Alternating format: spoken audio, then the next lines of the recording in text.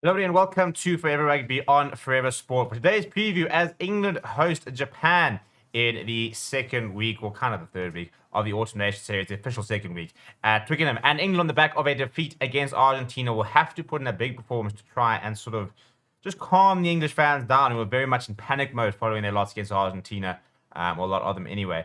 A lot of people sort of saying they're not too worried because they know that Eddie Jones is sort of holding certain things back for the World Cup, but you don't plan on making the mistakes they made last week to lose to Argentina at home in front of a home crowd.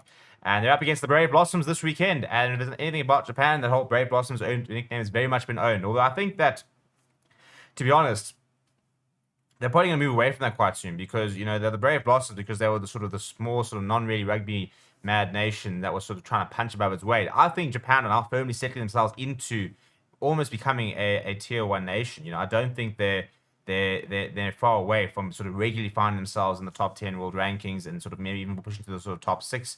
And I think that they continue to sort of progress, which is very exciting. You know, we didn't want them to be a sort of flash in the pan side, which, you know, progressed a lot for the World Cup 2019 and then just never really kicked on. I do think they are making continued improvements. And we saw a couple of decent performances against France earlier this year. We saw them really go toe-to-toe against New Zealand and come back. So I do think this Japanese side is not to be underestimated at all. Before we look at the two sides, please do smash a like on the video. Please do subscribe to the channel as well. We'll start with the English side, and there are a couple of changes to it, but none in the front row. It'll still be Ellis Genge, Luke Cowan-Dickie, and Carl Sinclair in the front row. However, Dave Ribbons comes in and partners Johnny Hill in the second row. Mario Toje, Tom Curry have a new part at the back of the scrum as Sam Simmons does start ahead of Billy Vunipola. It's a new halfback pairing. Jack van Poortvliet comes straight into this lineup and will partner Marcus Smith. They'll continue with this Marcus Smith, Owen Farrell axis. It's not really working though.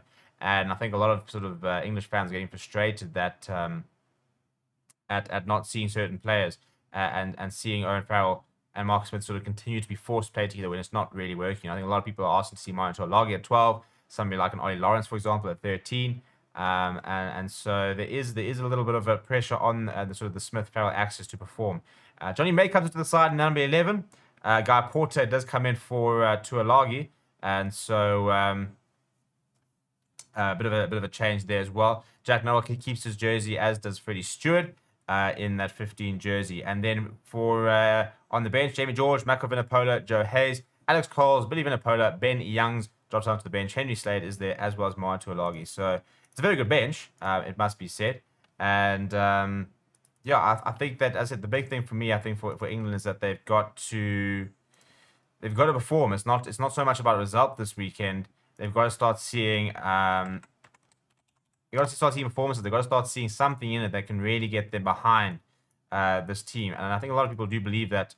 I think any English team goes into a World Cup thinking they can compete, and especially with Eddie Jones, they'll be the same this weekend or this time next year, for example. But they've got to see a much better, sort of more gel performance.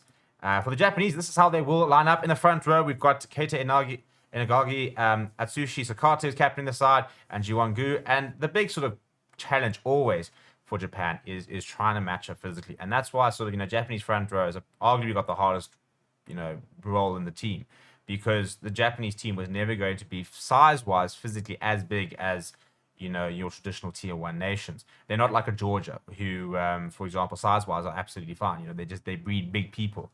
It's more than the sort of skill set that Georgia and those sort of nations, you know, they said they'll have size, but they need to try and add the skill set and the ability. Japan's very much the opposite. They sometimes struggle with size perspective, but obviously got a very, very good skill set. In the second row, it'll be Warner Durns and Jack Cornelson. Michael Leach, the heroic Japanese captain 2019, starts in number 6 jersey next to Kazuki Himono and Tavita Tatafue. The halfback combination will be Yatuka Nagara and Takayo Yamasawa.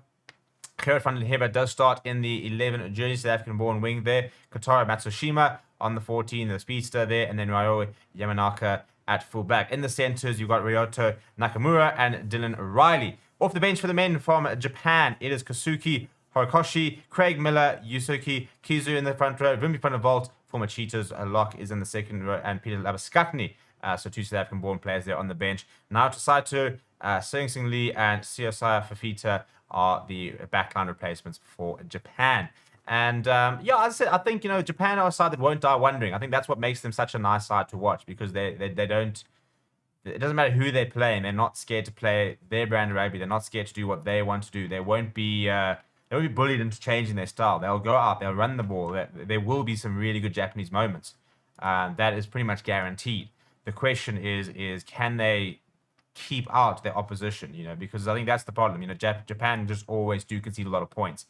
They tend to know how to score them, but it's keeping that scoreline down to make a competitive game, which is probably their biggest challenge. But let me know what you think of what's going to happen down this game down in the comments below. Please do smash a like on the video and subscribe to the channel as well. Thank you very much for watching. My name is Steven. I'll chat to you soon.